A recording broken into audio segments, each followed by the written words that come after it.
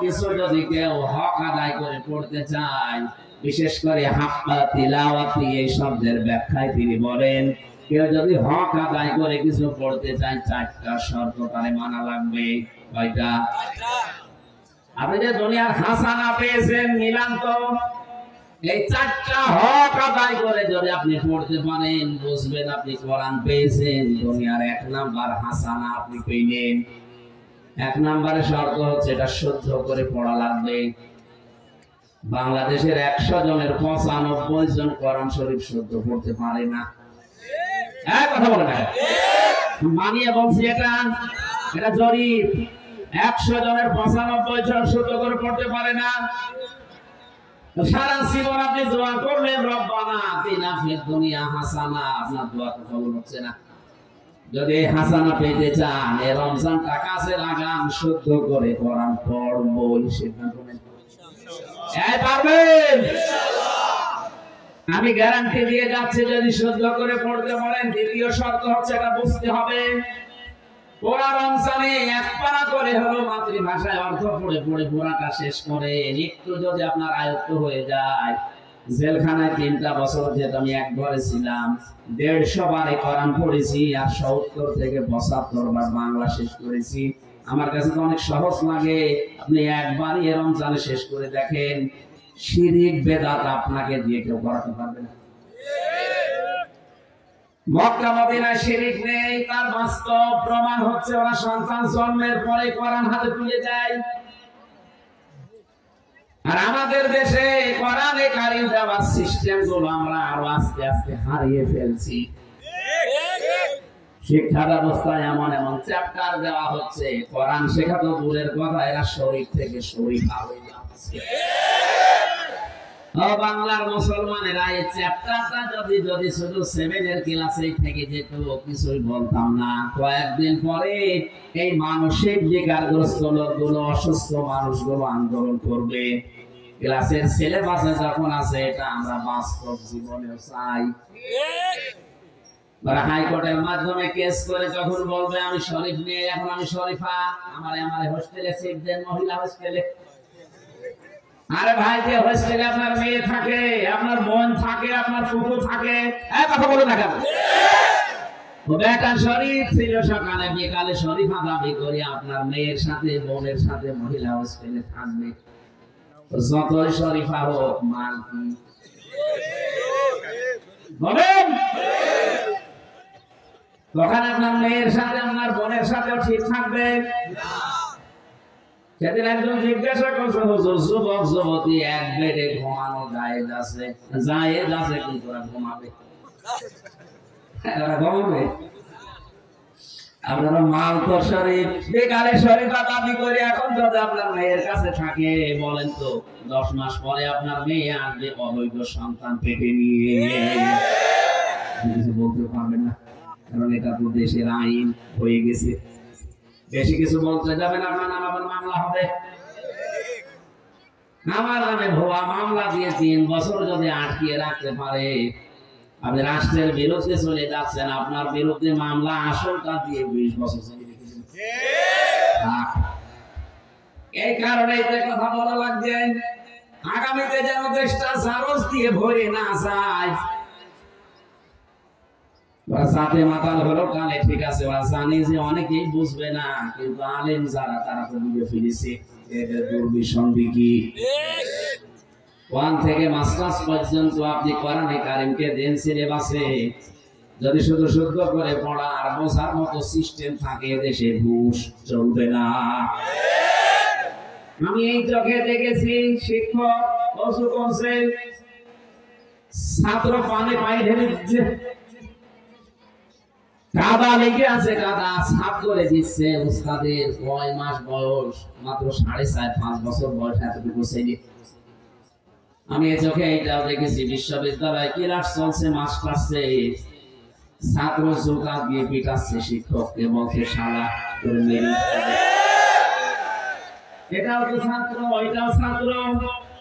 এটা কোরআনের স্পর্শ পেয়ে মানুষ হচ্ছে, আর এটা মাস্টার্স করার পরে কোরআন পায়নি, ওটা জানোয়ার হয়ে গেছে। বাংলায় যারা দায়িত্বে আছেন আগামী প্রজন্মকে যদি এখনো মানুষের মতো মানুষ করতে চান, কোরআনে কারিম দেন, রমজানের সিদ্ধান্ত নেন, সিলেবাসে 100 মার্কের কোরআন আমরা ঢোকাবো। এটা তো রাজনীতি।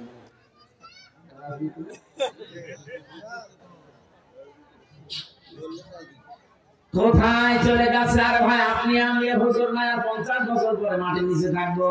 আমাদের প্রজন্ম এই দুনিয়ায় থেকে যদি জেনাখর হয়ে যায়, যদি অবৈধ সন্তান পেটে নিয়ে ঘরে, কবরে আপনি শান্তি থাকতে পারবেন?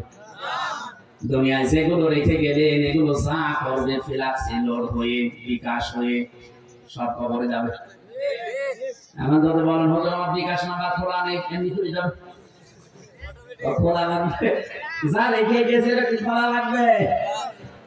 আপনি রেখে গেছেন তো পরিমণি, স্বামী পাল্টাতে পাল্টাতে কত স্বামীকে পাল্টে চলেছে। আমাদের পাশে জেলে ছিল, জেলের ভেতরে যে সাজু করে মানুষ ওখানে টেনশনে চিন্তায় বাঁচে, আরো শ্বাসের শেষ নেই। এমন নেই, এমন ছেলে রেখে যাচ্ছেন, এমন বউ রেখে যাচ্ছেন, আপনি কবরে যাওয়ার পরে ওরা অবৈধ কাজ দুনিয়ায় করবে, আর ওইটা সবগুলো সামারাইজ হয়ে আপনার কবরে যেতেই থাকবে। বলেন নাউজুবিল্লাহ। এখানে যে যত বড় দায়িত্বে আছেন তার কিন্তু কবরে সমস্যা বেশি হবে। আমি নাম নিলাম না, যারা বড় দায়িত্বে আছেন তারা এখনো নিজেকে কন্ট্রোল করেন। রাম বামদের পরামর্শে নিজের প্রজন্মকে যদি আপনি জাহান্নামে বানিয়ে ফেলেন, আমি নিচে নামলাম না, কিছু বলতে গেলে ওদের গায়ে ছাই লাগে, করবো কি? হুজুর আমার বিরুদ্ধে বলবেন না, আপনার বিরুদ্ধে বলবো, আপনাকে চিনি আমি। খুলনা এক মাহফিলে 19 সালে আমার বলছে হুজুর রাজনৈতিক কথা বলা যাবে না, স্বামী স্ত্রীর গন্ডগোল কেন হয় বলেন। ঠিক আছে বলছি। সূরা নিসার 34-35 নম্বর আয়াতের ব্যাখ্যা করলাম। এখন ওনার যে দিনের বেলায় বোর সাথে হাতাহাতি হয়েছে, আমি জানি না।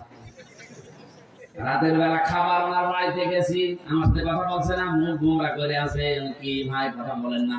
হুজুর আমার বোর সাথে আমার গন্ডগোল হয়েছে, আপনাকে বলে দিয়েছি কি বলে?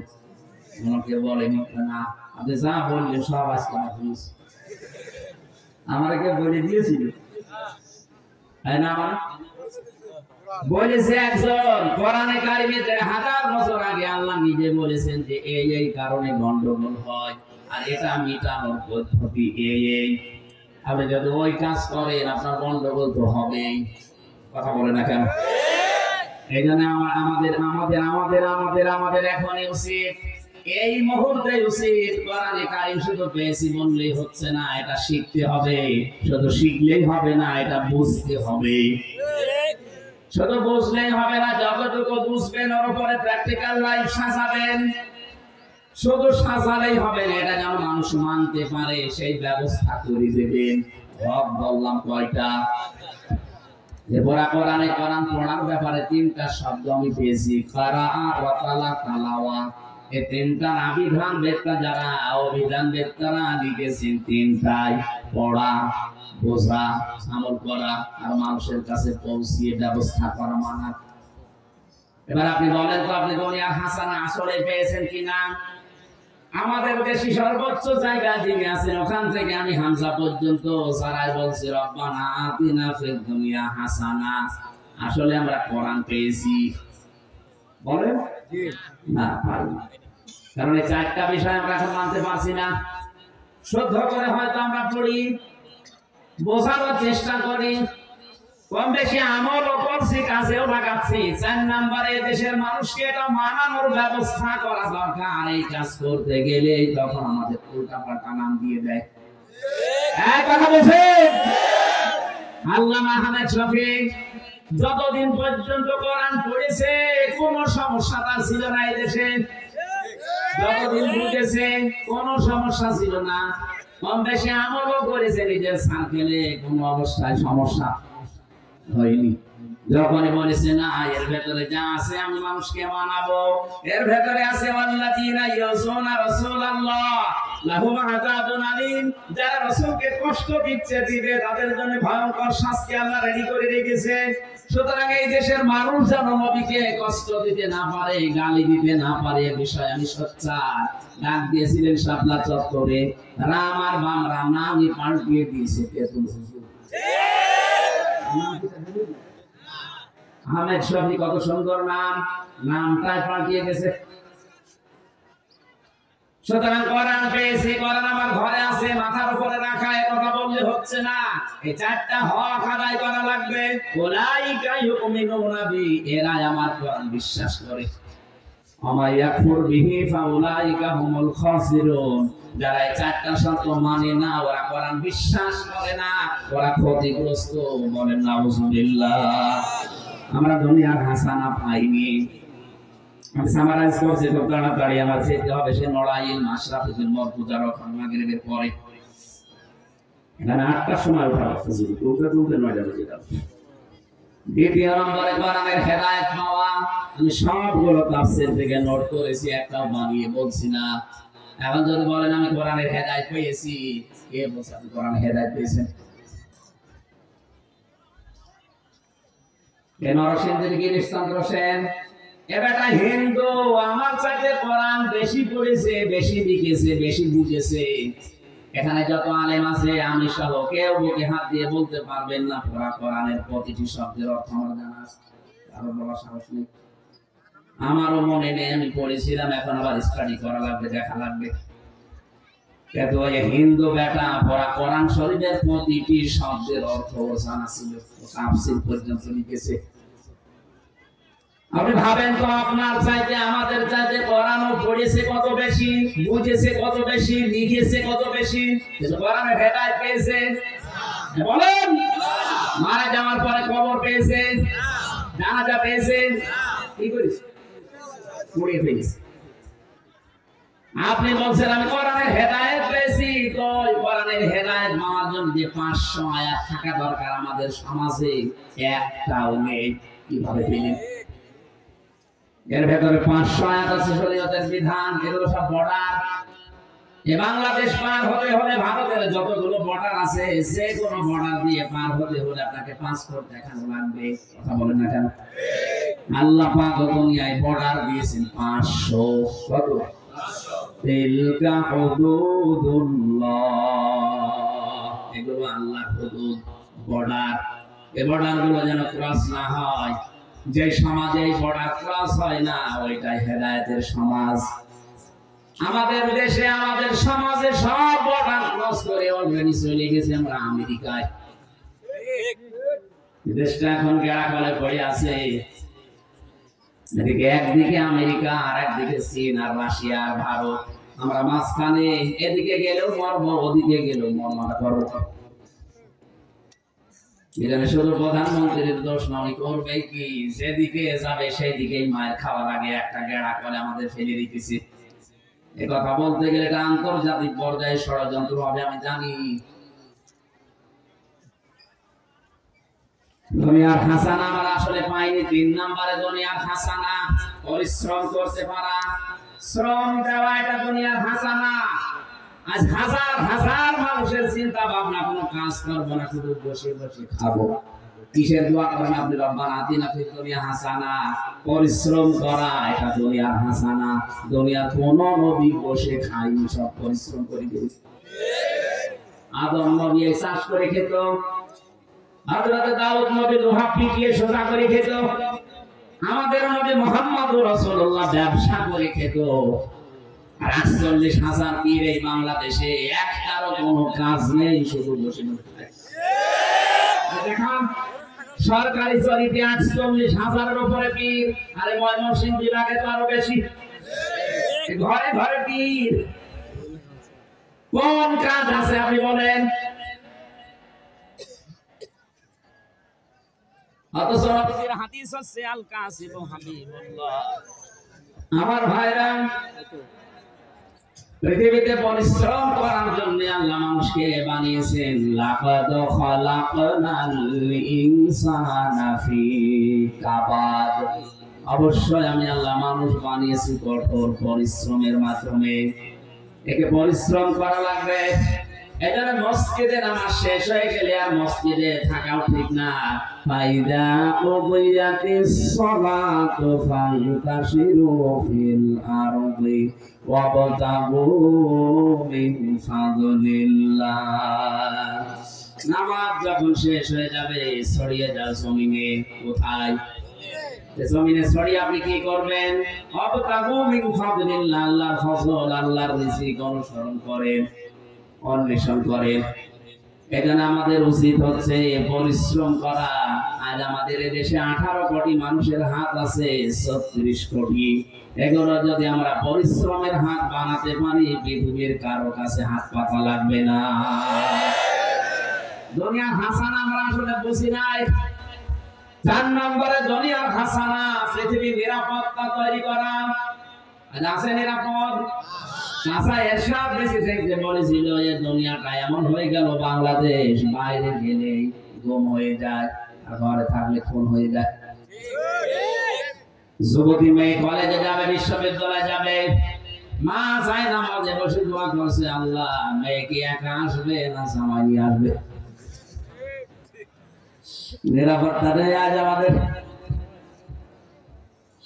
5 নম্বরে ধৈর্য ধারণ করা। 6 নম্বরে সন্তান যেন ভালো হয়, দুনিয়ার হাসানা এটা। ভালো সন্তান ওইটা যেটা ডাল খায়, বাবা খায়।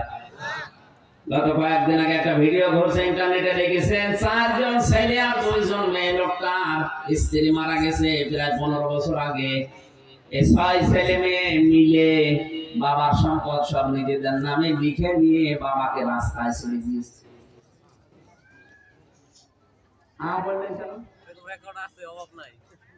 বলার কি আছে? ওই লোকটার কি দোষ নেই? আল্লাহর পরে যে মা বাবার স্থান, এই জায়গাটায় তো ওই 6টা ছেলে মেয়ে জানে না। ও বাবার দায়িত্ব ছিল আল্লাহর পরে আমাদের স্থান এটা ওকে জানানো। এখানে যেটা জানানো যায় সেই জানানোর জায়গায় তো ছেলে মেয়েদেরকে দেয়নি, বানিয়েছে ডাক্তার, ইঞ্জিনিয়ার। তারা তাদের বড় কথা শুনে বাবার কাছ থেকে কৌশলে জমি জায়গা লিখে নিয়ে রাস্তায় ছেড়ে দিয়ে যায়। এখান থেকে আপনি শিক্ষা নিতে পারেন না, আপনার কপালে এটা হতে পারে। আল্লাহর পরে যে আপনার স্থান, ওয়াকাদা রাব্বুকা আল্লা তা'বুদু ইল্লা ইয়্যাহু ওয়া বিল ওয়ালিদাইনি ইহসানা। এটা আল্লাহর পরে আপনার স্থান, এটা ওকে আগে জানান। ও যদি জানে যে এই পৃথিবীতে আল্লাহর ইবাদতের উপরে আপনাদের মর্যাদা, তামাম দুনিয়া একদিকে গেলেও আপনাকে রাস্তায় ছেড়ে দেবে না। ভালো যেন সন্তান হয়, এটা দুনিয়ার হাসানা। স্ত্রী যেন ভালো হয়, এইটাও দুনিয়ার হাসানা। ভালো স্ত্রী ওইটা যেটা সকাল বিকাল ইস্তার জলসা দেখে। এটা গ্রাম অঞ্চল তো এজন্য টের পাচ্ছেন না।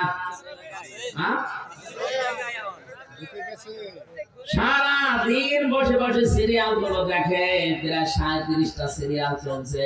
এগুলো দেখে আর নিজের জীবনের সাথে মিলায়। বলে আমি হব কটকটি আর আমার মেয়ে হবে কিরণমালা। হচ্ছে তাই। স্ত্রী যেন ভালো হয়, এটা দুনিয়ার হাসানা। ভালো স্ত্রী ওইটা বিশ্বনবী যেটা পেয়েছিলেন হযরতে খাদিজা। গভীর রজনীতে দিনের কথা বলার পরে বাড়িতে যখন আসতেন, নবীজি বলেন আমার খাদিজা বিছানায় বেড লাগিয়ে না ঘুমিয়ে দরজার সাথে হেলান দিয়ে ঘুমাতো। ডাক দিয়ে বললাম তুমি ঘুমাও না কেন? হযরতে খাদিজা কুবরা বলেছেন ইয়া রাসূলুল্লাহ, আপনি আমার স্বামী, দুনিয়ার শ্রেষ্ঠ মেহমান আপনি। বাইরে থাকেন দিনের কাছে, আমি 24 ঘন্টা আতঙ্কে থাকি, না জানি কখন আপনাকে কোন ক্ষতি করে ফেলে। আমার ঘুম লাগে, আমি যদি আরামের বিছানায় ঘুমিয়ে পড়ি, রাতের বেলায় এসে যদি বারবার ডাকাডাকি করেন, আমি উঠতে দেরি হয়ে গেলে আপনার কষ্ট হয়ে যাবে। রাতে ঘুম লাগলে আমি দরজার সাথে হেলান দিয়ে ঘুমিয়ে পড়ি যেন দেরি না হয়। এরকম বউ এখন ঘরে ঘরে।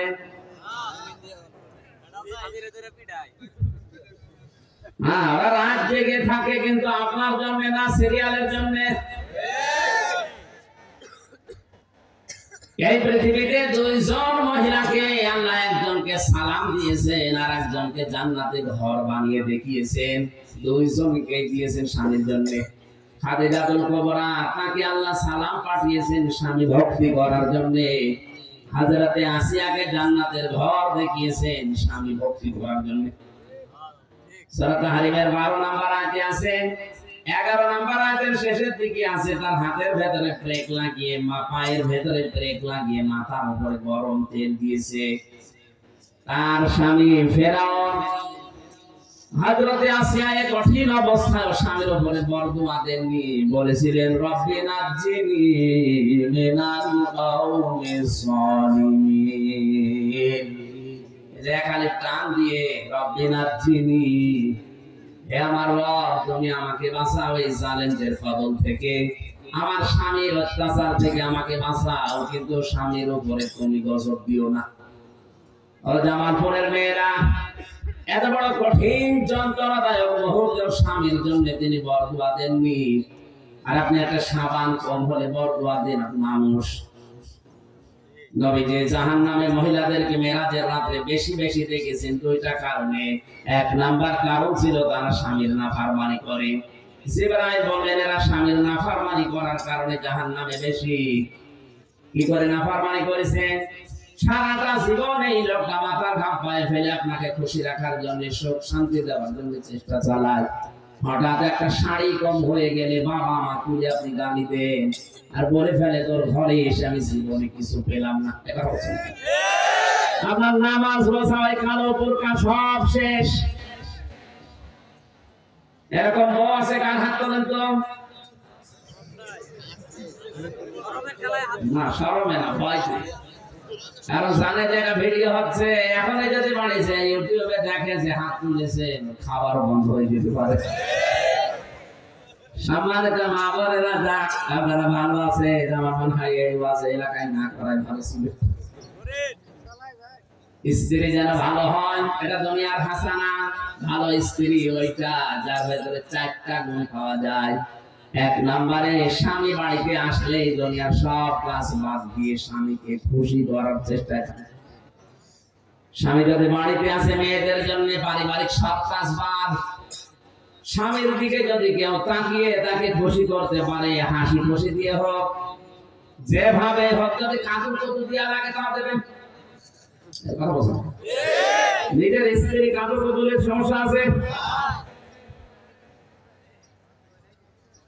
2 নম্বরে স্বামী যেটা পছন্দ করে ওইটা আপনাকে পছন্দ করা লাগবে যদি সাইজ হয়। স্বামী পছন্দ করে আপনি যত হাতা কাটা ব্লাউজ গায়ে দিয়ে থাকেন, কোনো অসুবিধা নেই। কি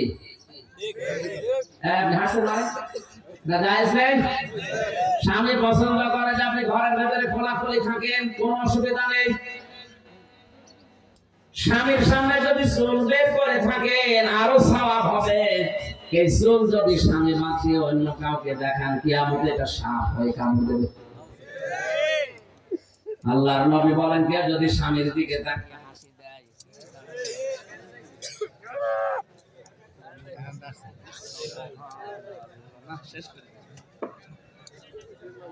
আমার ভাইরা, নবীজি বলেন কেউ স্বামীকে খুশি করার জন্য হাসতে খেলতে গিয়ে যদি দাঁত বের হয়ে যায়, সেই কয়টা দাঁত বের হবে 6টা দাঁতের কথা তিরমিজি শরীফে আছে, 6টা নফল হজের সওয়াব পাওয়া যাবে।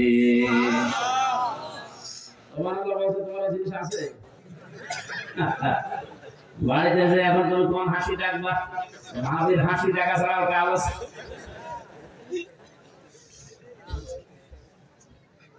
সুবহানাল্লাহ বলতে অত জোরে বলছি এই কারণে, কারণ বাড়ি যেয়ে দেখবে তো মনে করবে যে দাঁত দেখালেই সওয়াব, সব দাঁত বের করে পড়ে আছে। কি গো ওই হুজুর বলল যত দাঁত দেখাবো তত হজর সওয়াব হবে। 32টা দেখো।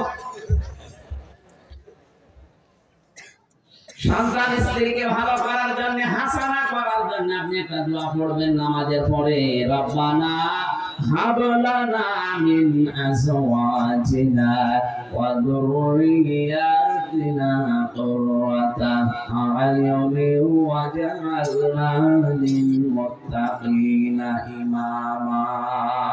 বলেন আমিন। 9 নম্বরে সবর করতে পারা দুনিয়ার হাসানা। সবর কত প্রকার কি কি এটা আজ আমরা টের পাইনি। আজকে একটা স্ট্যাটাস দিয়েছে হামাসের যোদ্ধারা, যারা মসজিদে বসে বসে সুবহানাল্লাহ আলহামদুলিল্লাহ পড়তেছে, তাও এসে মসজিদের নামও লিখেছে কাবা শরীফের কথা। কাবার ওই চত্বরে বসেও যারা সুবহানাল্লাহ আলহামদুলিল্লাহ বলে চোখের পানি দিয়ে এই বস্ত্র ভিজাতে আছো, তোমরা যদি এই হামাসের এই ময়দানে, জিহাদের এই কঠোর ময়দানে উত্তপ্ত জায়গায় চোখের পানি না রক্ত ফেলতে পারতে, তখন বুঝতে পারতে যে আসল বিষয়টা কি, সবর কাকে বলে। আমার ছোট্ট জীবনে 3টা বছর আমি যেহেতু ভেতরে কাটালাম, আমি টের পেয়েছি যে সবর কারে বলে, কত প্রকার কি কি। এদিকে 3.5 হাত, এদিকে 2.5 হাত, এতটুকু একটা ঘরে 3 বছর তালাবদ্ধ করে রেখে দিয়েছি, যোগাযোগ বিচ্ছিন্ন থাক, খাওয়া দাওয়া যা খেয়ে বেঁচে থাকলে থাক, মরে গেলে বলবে চিকিৎসাধীন অবস্থায় দিয়ে দিচ্ছে। আর বাংলাদেশের কারাগার বলেছে অবস্থা চিকিৎসা সব রোগের এক ডাক্তার, আপনি যে কোন রোগের কথা যে বলবেন একই ওষুধ দেখ। আমার মাথায় যে ছোট ছোট চুল এমনি না, 3 বছর ওখানে থাকার পরে এমন একটা রোগ হয়েছিল, যতবার ডাক্তারের কাছে নিয়ে তো যাই না। যদি আজকে বলি ডাক্তারের কাছে 3 মাস পরে ওদের নাকি শরম হয়। সে গন্ডালকে একজন জিজ্ঞাসা করছে, ভাই 3 দিন আগে কাঁথো কত দিলাম, তখন তো হাসলে না, এখন হাসতেছ। গন্ডাল বসে 3 দিন পরে এখন আমার চামড়া বের করে শরীরে নিয়ে গেছে। ওখানে যারা আছে ওদেরকে যদি বলি আমি আর মামুনুল হক যে ডাক্তার খানা যাবো, আমাদের 2 জনের ব্যাপারে বলতো ঠিক আছে নিয়ে যাবো, ও নিয়ে যেতে যেতে 3 মাস পর রোগ এমনি ভালো হয়ে যায়। এমন অবস্থা হয়েছিল, আমার নিজেরই ভয় লাগছিল বাইরে আসার পরে। এমন আমার মোবাইলে ক্লাস, আমার মা দেখে কান্নাকাটি করছে, কি অবস্থা। এই যে ভাইদের ওখানে মাথা চেয়েছিলাম ঢাকা সরিয়ায়, নাপিত পর্যন্ত ভয় পেয়েছে যে কি অবস্থা হয়ে গেছে। অথচ 3টা বছরে কোন চিকিৎসা ওরা দেয়নি, যা বলি ওই একই বললে না পাখান না পাইতে সারে। আর কিছু জোর করে বলতে গেলে বলো হুজুর আমার গরম দেন কেন, আমি কি জানি কিছু, আমি তো এই রোগের ডাক্তার না। ডাক্তার আসলে সেটা আসে না, কম্পাউন্ডার আমারে দিয়ে চালা, আমি কি করবো, যা আসে সব একই রোগ দিয়ে চালা। এই কঠিন অবস্থাতে 3টা বছর কেটে গেলে এখনো সাইকেল হাদিস ইবনে সাইকেল হাদিস পড়ে আছে। এই লোকটার সাথে 3টা বছর থেকে আমি অনেক কিছু পেয়েছি, সবচাইতে বেশি পেয়েছি তার খেদমতটা। আমার মতো ছোট মানুষের জন্য নিজে রান্না করে খাওয়াতো। আল্লাহ পাক তার জীবনের ভালো কাজগুলো যেন কবুল করে। মানুষ হিসাবে যদি অন্যায় কিছু করে থাকে, আল্লাহ গাফফার নামের খাতিরে যেন মাফ করে দেয়। তার কাছে কিছু কিছু মাসলা আমি শিখেছিলাম, বিশেষ করে 4টা জিনিস নিয়ে বেশি আলোচনা করতো। সকালের আর দুপুরের খাবার আমরা এক জায়গায় খেতাম। আমার ভাইরা, আমি বাস করে যেটা বলছিলাম, সবর আমরা করতে পারছি না। সবর আসলে কি, কত প্রকার কি কি, এটা শফিকুল ইসলাম মাসুদ টের পেয়েছিল। যে বাস্তবতায় ওই যে 4 দেওয়ালের মাঝে না গেলে বোঝা যায় না যে সবর কি করে করবেন। ইউসুফ নবী সবর করেছিল 40 বছর পর্যন্ত। ইয়াকুব নবী সবর করেছিল 40 বছর পর্যন্ত। হযরত আইয়ুব নবী সবর করেছিল 18 বছর পর্যন্ত। মুহাম্মদুর রাসূলুল্লাহ সবর করেছিল পুরা 63 বছর। আজ আমাদের সবর নেই কোন জায়গায়। সবর করতে পারা, ধৈর্য ধরতে পারা, এটা দুনিয়ার হাসানা। মা বোনদের ভেতরে ধৈর্যটা একেবারেই নেই বললেই চলছে। ধৈর্য হারিয়ে ফেলেছে ওরা। ফাতেমাতুজ জোহরার মতো সংসারে আপনার অভাব আছে, আপনি ধৈর্য হারিয়ে ফেলেন।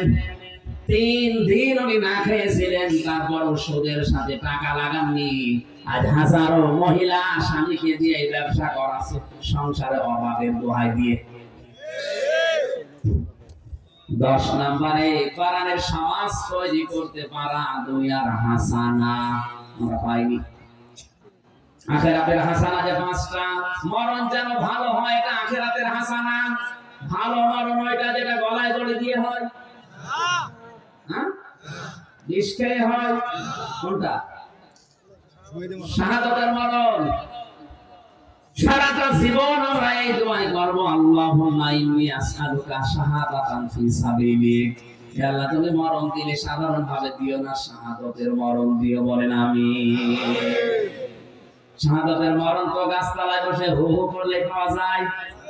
বলেন, একামতে দিনের দায়িত্ব যারা পালন করে উত্তপ্ত ময়দানে, এই মানুষগুলোর শাহাদাত মরণ হওয়া অতি সহজ। এই জন্য জেনে বুঝে বাস্তব সব চিত্র দেখে আমি ইসলামী আন্দোলন করি। আমি একামতে দিনের দায়িত্ব পালন করার জন্য মরে প্রাণে চেষ্টা করি, কারণ জানি এখানে থাকলে শাহাদাতের মরণ হওয়া সহজ। এই লোকটা যদি এখন মারা যায়, ইমান নিয়ে মরে যাবে, কবরে যাবে, ঘুমিয়ে পড়বে, শেষ, আর কিছু নেই। শাহাদাতের মরণ যদি পায়, কিয়ামত পর্যন্ত জিন্দা থাকবে, আল্লাহ নিজেও খাওয়াবে। এটা তো আমি বানালাম। আলা তাহসাবান্নাল্লাযীনা কুতিলু ফি সাবিলিল্লাহি আমওয়াতা ওয়ালা হায়াউন ইনদা রাব্বিহিম ইউরযাকুন। সূরা আলে ইমরানের 4 নাম্বার পারা, 11 নাম্বার পৃষ্ঠা, 9 নাম্বার লাইনের 159 নাম্বার আয়াতে আছে। আল্লাহ পাক বলেন, কোন মানুষ যদি আমি আল্লাহর রাস্তায় হত্যা হয়, তাকে মৃত বলবা না, জীবিত, এবং কিয়ামত পর্যন্ত আমি আল্লাহ নিজে ওদেরকে রিজিক দিতেই থাকবো।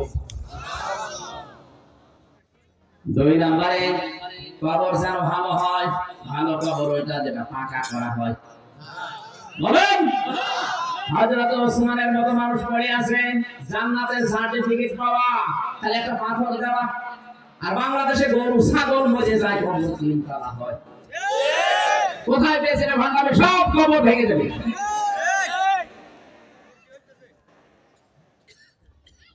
তিন নম্বরে হাসর যেন ভালো হয়। ভালো হাসর হবে ওই লোকটার যার হাসর হবে ডিপ জলের সাথে, না মানে 4 নম্বরে হাউজে কাউসার যেন পাওয়া যায়। এক একটা শব্দের ভিতরে লক্ষ লক্ষ কথা আছে, আমি তাড়াতাড়ি সামারাইজ করে ফেলছি কারণ সময়ের দিকে তাকাচ্ছি। 5 নম্বরে ডান হাতে যেন আমলনামা পাওয়া যায়। যারা বাম হাতে আমলনামা পাবে, ফেরেশতা লোহার শিক গরম করে এই জায়গা দিয়ে ঢোকাবে, আর এই ফাঁকা জায়গাটা দিয়ে বাম হাত ঢুকিয়ে পেছন দিক থেকে বলবে, এবার আমলনামা দে। অরওয়া জহরির ব্যাখ্যা এইটাই আছে, যেন ডান হাতে আমলনামা পাওয়া যায়, এটা আখিরাতের হাসানা। ওয়াকিনা আযাবান নার, আল্লাহ জাহান্নাম থেকে বাঁচাও। আল্লাহ বলেন, জাহান্নাম থেকে বাঁচার উপায় একটা, দিন কায়েম করা লাগবে। আলা দুল্লুকুম আলা তিজারাতিন তুনজিকুম মিন আযাবিন আলীম। এমন একটা ব্যবসার কথা বলবো যেটা করলে জাহান্নামে যাওয়া লাগবে না। সে ব্যবসা হচ্ছে জান আর মাল দিয়ে আল্লাহর রাস্তায় জিহাদ করা। সুতরাং আল্লাহর এই জমিনে দিন কায়েমের জন্য যারা চেষ্টা করেন, সংগ্রাম করেন, প্রচেষ্টা চালিয়ে যান, আপনি আর যাই করেন আপনাকে আল্লাহ জাহান্নামে দেবেন, আপনি বিশ্বাস করতে পারেন। এই সবটা জিনিস আল্লাহ আমাদেরকে আয়াতে দিয়েছেন, বাস্তব জীবনে প্র্যাকটিক্যাল লাইফে আমরা যেন নিতে পারি। বলেন আমিন। পারিবারিক জীবনে যে সমস্যা চলছে আজ আমাদের, জেলখানার অধিকাংশ আসামি দেখলাম বউ মেরে ফেলেছে, আধা মারা করে ফেলেছে। এই পারিবারিক কলহর কারণে জেল খাটছে আজ 20 বছর 30 বছর। এদের ওখান থেকে কিছু টুকে টুকে রেখে বাইরে এসে পারিবারিক জীবনে দাম্পত্য কলহ এবং তার সমাধান একটা বই লিখেছি, 2টা আছে, এই গাড়িতে আছে। নিয়ে নিজের মেয়েকে, বউকে, বোনকে, ফুফুকে, মাকে পড়াবেন, আর মেয়েরা নিয়ে স্বামীকে পড়াবেন। পরকীয়া প্রেম যদি এলাকায় থাকে, নাকি এলাকায় তো চলে না, আস্তে আস্তে বন্ধ হবে আমি আশা করছি। ওখান থেকে নিয়ে যাবেন, যাওয়ার সময় আমার মাগরিব ধরা লাগে, সে লড়াই দিয়েছে। আমি দোয়া চাই, দোয়া করে আজকের মতো শেষ করছি। আগামীতে দিনের বেলা অনুষ্ঠান নেবে না, রাতে নেবে যদি হয়। দিনের বেলা আমার আলোচনা হয়, জ্ঞানজাম হয় বেশি। আল্লাহুম্মা আমিন। রব্বানা আতিনা ফিদ দুনিয়া হাসানা ওয়া ফিল আখিরাতি হাসানা ওয়া কিনা আযাবান নার।